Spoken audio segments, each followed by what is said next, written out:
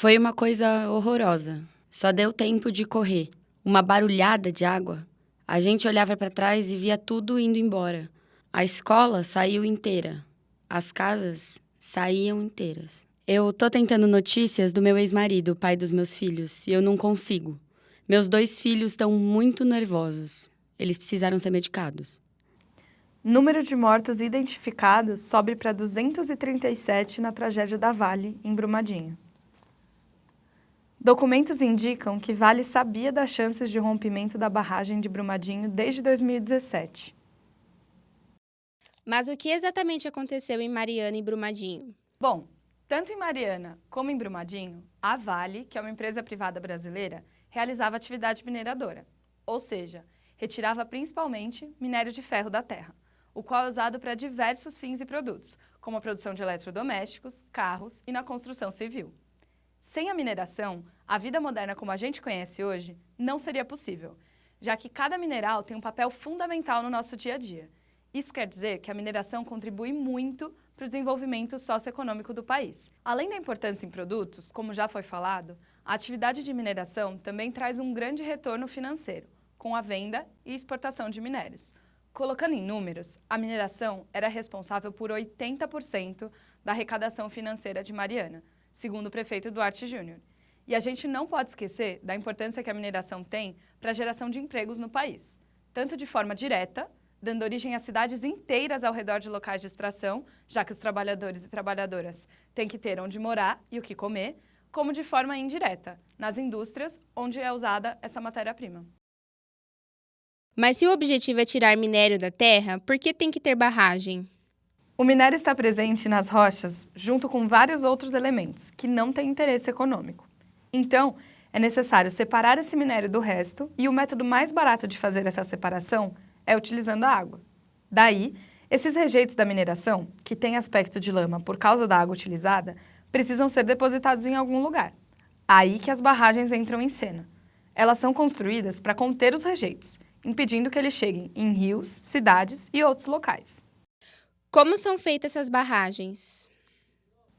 O material utilizado para construir as barragens é composto de solo argiloso, blocos de rocha e dos próprios rejeitos da mineração. Atualmente, há 2 formas mais frequentes de construir essas barragens no Brasil, a montante e a jusante. A barragem a montante é construída aos poucos, em cima dos próprios rejeitos. Essa forma de construção é menos estável, porque ela fica em cima da própria lama e não sobre rocha sólida.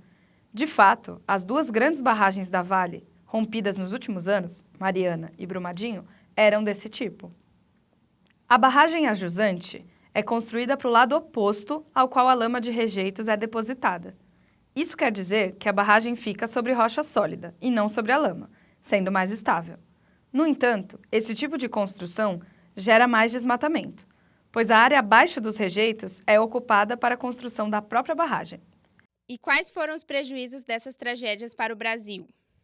Para a saúde humana, houve vários prejuízos. A água doce contaminada pela lama de rejeitos, que inclui metais pesados acima do limite aceitável, foi e ainda é muito prejudicial, já que várias casas eram abastecidas pela água do Rio Doce e dos seus afluentes.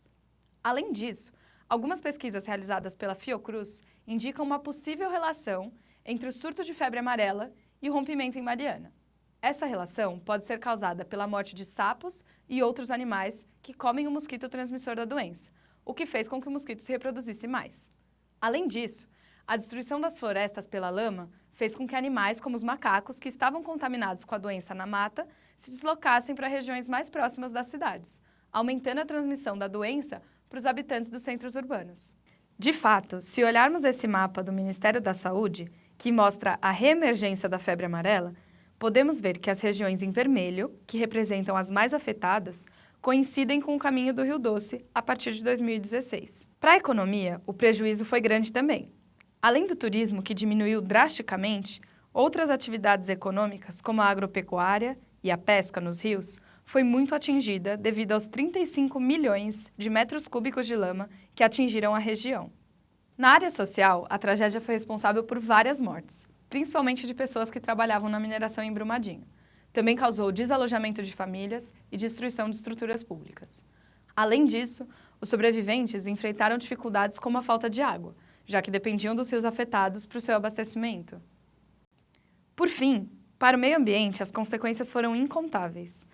A grande quantidade de rejeitos e a velocidade em que a lama foi liberada destruiu grande parte da vegetação local e causou a morte de diversas espécies de animais terrestres, de água doce e até marinhos, perto da foz do Rio Doce.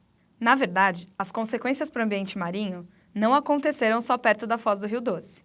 A lama liberada no rompimento em Mariana, que fica em Minas Gerais, atingiu o arquipélago de Abrolhos, um conjunto de ilhas com uma biodiversidade imensa e que fica a 75 quilômetros do litoral sul da Bahia. As alterações causadas nesses ecossistemas acabaram com o equilíbrio ambiental de todos os locais atingidos, terrestres e aquáticos, de modo que fica difícil calcular quanto tempo a região vai demorar para se recuperar. Mas uma coisa é possível saber: as espécies endêmicas que morreram ali não voltam mais. Mas se a barragem A Montante é menos segura, por que ela ainda é tão utilizada? Sim, ela é menos segura, mas ela é mais barata, porque ela gasta menos material e, consequentemente também, menos mão de obra para ser construída. Preste atenção nos alteamentos da barragem A Jusante. Eles são muito maiores, então precisa de mais material para isso. E essa pergunta é muito importante, porque ela gera uma discussão fundamental. A mineração é uma atividade essencial para o desenvolvimento do país, mas ela tem um impacto ambiental grande e direto. Portanto, ela deve ser feita com responsabilidade. O que nos leva a refletir: qual o problema de se lucrar com o meio ambiente? Uma empresa privada tem como objetivo o lucro e, para isso, precisa diminuir os custos. Um jeito de diminuir os custos é construir barragens mais baratas, independente dos riscos que elas podem trazer. E o que pode ser feito para diminuir os prejuízos ou impedir que novos rompimentos aconteçam? Atualmente, existe um movimento popular brasileiro chamado de Movimento dos Atingidos por Barragens. Esse grupo junta famílias ameaçadas ou atingidas, direta e indiretamente, por barragens, para lutar pelo direito dessas pessoas de permanecerem em suas casas ou com suas terras. Esse grupo busca também garantir direitos de indenização e reparo às vítimas. Além da garantia de direitos, esse tipo de movimento também tem como objetivo ser crítico ao modo como as barragens são construídas e as consequências que podem trazer. Esse tipo de visão crítica é essencial para a sociedade como um todo, e daí vem a importância da educação ambiental. É importante que a sociedade saiba os aspectos sociais, econômicos, políticos e ambientais envolvidos nos grandes empreendimentos, como locais de mineração, usinas, rodovias, entre outros. Assim, os diversos atores da sociedade que possuem interesses distintos podem formar suas opiniões e saber em quais instâncias podem agir para garantir uma sociedade mais justa e sustentável.